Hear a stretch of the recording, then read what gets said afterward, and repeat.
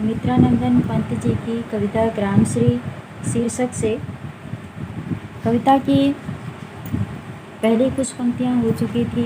अगली पंक्ति से है। रोमांचित सी लगती वसुधा आई जो गेहूँ में वाली, अरहर सनई की सोने की किंकड़ियाँ हैं शोभाशाली। उड़ती भीनी तैलाक्त गंध, फूली सरसों पीली पीली, लो हरित धरा से झाँक रही नीलम की कली तीसी नीली। रोमांचित मने प्रसन्न। वसुधा मने धरती के लिए कहा गया है। व्याख्या के अनुसार धरती या पृथ्वी, जो शब्द ठीक लगेगा उसका मैं प्रयोग करूँगी। एक आया है शब्द किंकड़ियाँ, या इनको हम घुंघरू भी कह सकते हैं और कमर की करघनी भी कह सकते हैं। यहाँ कवि कह रहा है कि धरती की शोभा को देखकर ऐसा लगता है मानो धरती प्रसन्नता से रोमांचित हो उठी हो।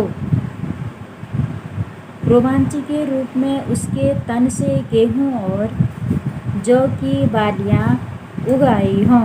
अत्यधिक रोमांचित है वसुधा धरती, इसलिए उसके रोमांच को प्रदर्शित करने के लिए कवि ने यह पंक्ति लिखी है। इससे आगे सारी पंक्तियां पृथ्वी के रोमांचित होने का ही उदाहरण है।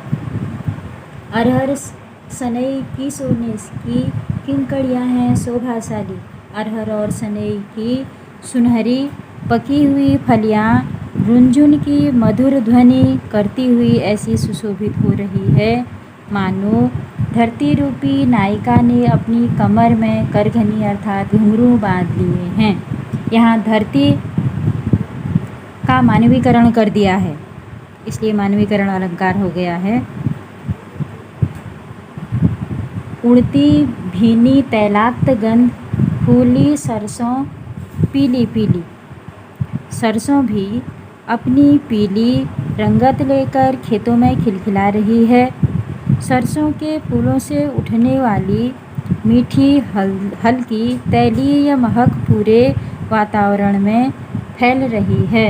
आगे इसको हम इस बात से भी ले लेंगे क्योंकि फूली सरसों भी कह रखा है और ऐसा प्रतीत होता है कि वह फूल कुछ फलियों में बदलने लगते हैं, जिससे तैलाक्त युक्त गंध पूरे वातावरण में फैल रही है। लो हरित धरा से झाँक रही नीलम की कली तीसी नीली।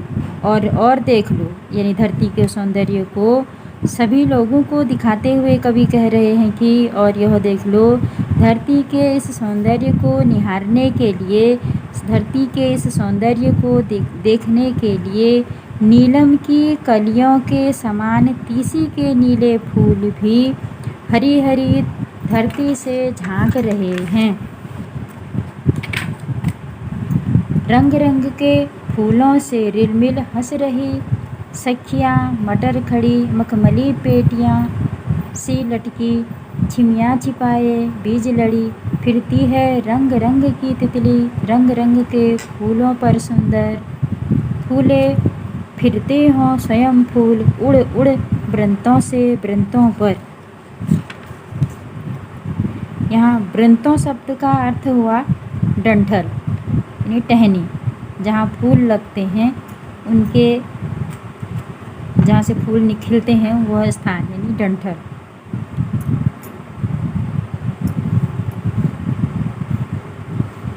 रिल मिल मने मिलजुल कर। छिमिया मने फलियाँ। कवि कह रहे हैं कि खेतों में चारों ओर विभिन्न प्रकार के फूल खिलकर मानो झिलमिला रहे हों या रिमझिम कर रहे हों। उनके बीच में उनसे सटी हुई मटर की फसल इस प्रकार खड़ी हंस रही है मानो मखमली पेटियों सी लटकी छिमियाँ छिपाए बीज लड़ी। मानो कोई सखी अपनी सजी धजी हुई सखियों को देखकर प्रसन्नता व्यक्त कर रही है, क्योंकि मटर की जो फली होती है उसके अंदर एक बीज नहीं अनेक बीज होते हैं। इसके अतिरिक्त मटर की फलियाँ एक साथ कई लगती हैं, 4-5 मटर की फलियाँ लगती हैं, इसीलिए वह मटर की फलियों के लिए बहुत सी सहेलियां कह दिया है। फिरती है रंग रंग की तितली, रंग रंग के फूलों पर सुंदर सुंदर। अनेक अनेक रंगों के सुंदर सुंदर फूल खिले हुए हैं और उन विविध प्रकार की रंग बिरंगी तितलियां उन फूलों पर बार बार उड़ रही हैं और बैठ रही हैं। फूले फिरते हों, फूल स्वयं उड़ उड़ वृंतों से वृंतों पर। उन सुंदर सुंदर तितलियों को देखकर जो बार बार फूलों पर बैठ रही हैं और उड़ रही हैं, उन सुंदर तितलियों को देखकर ऐसा लग रहा है मानो फूल ही प्रसन्नतापूर्वक उड़ उड़कर एक डाल से, या वृंत मन डाल या डंठल, एक डंठल से दूसरे डंठल पर बैठ रहे हैं, या एक फूल के पौधे से दूसरे फूल के पौधे पर बैठ रहे हैं। अब इनसे संबंधित कुछ प्रश्न हैं जो परीक्षा की दृष्टि से उपयोगी होते हैं। इन्हीं पंक्तियों से एक प्रश्न लिया है मैंने। फूल स्वयं क्यों वृंतों पर उड़ते फिरते प्रतीत हो रहे हैं? तो इसका उत्तर ऐसे बनेगा, इधर ही से बनेगा इसका उत्तर। फूल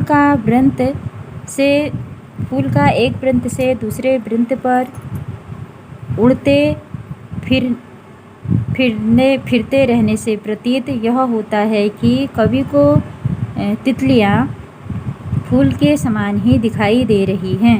वे स्वयं फूल जैसी ही प्रतीत हो रही हैं। ऐसा प्रतीत होता है कि फूल के डंठलों पर, वृक्षों पर स्वयं तितलियां ही बैठ गई हैं। फिर इसी से संबंधित दूसरा प्रश्न हम कह सकते हैं, छिमियाँ किन्हें कहा गया है? तो छिमियाँ मटर की फलियों को कहा गया है। यह छिमियाँ शब्द ग्रामीण भाषा का शब्द है। पूरी कविता में कवि ने भाषा पूर्ववत संस्कृतनिष्ठ हिंदी रखी है। शैली प्रवाहमयी है क्योंकि यहाँ प्रकृति के सौंदर्य का वर्णन है, इसलिए श्रृंगार रस है। प्रकृति का सौंदर्य देख करके कवि सबको प्रसन्नचित्त कर रहे हैं और स्वयं भी वह प्रसन्न से प्रतीत हो रहे हैं। इसलिए हम यह कह सकते हैं कि यहाँ प्रकृति के श्रृंगार का वर्णन है, इसलिए श्रृंगार रस हुआ। पूरी कविता लयबद्ध है, छंदयुक्त सी प्रतीत होती है। अगर यह कविता संगीतबद्ध की जाए तो गाई भी जा सकती है। कविता में अब अलंकार हैं। अलंकार में लास्ट पंक्ति से शुरू कर रही हूँ। यहाँ है, फिरते हैं रंग रंग और वृंतों पर। यहाँ उत्प्रेक्षा अलंकार है क्योंकि यहाँ जहाँ एक सूत्र बैठता है उत्प्रेक्षा अलंकार का, जनु जानो मनु मानो, तो कवि को ऐसा लग रहा है कि मानो तितलियाँ ही जो तितलियाँ वृंतों पर बैठ रही हैं, फूल के वृक्षों पर बैठ रही हैं, तो कवि को ऐसा लग रहा है कि मानो फूल ही प्रसन्नतापूर्वक उड़ करके एक से दूसरे वृंतों पर बैठ जा रहे हैं, जबकि तितलियां फूलों को देख करके फूलों के ऊपर बैठ रही हैं। यहाँ कविता ने मानो का प्रयोग करके उत्प्रेक्षा अलंकार का प्रयोग कर दिया है।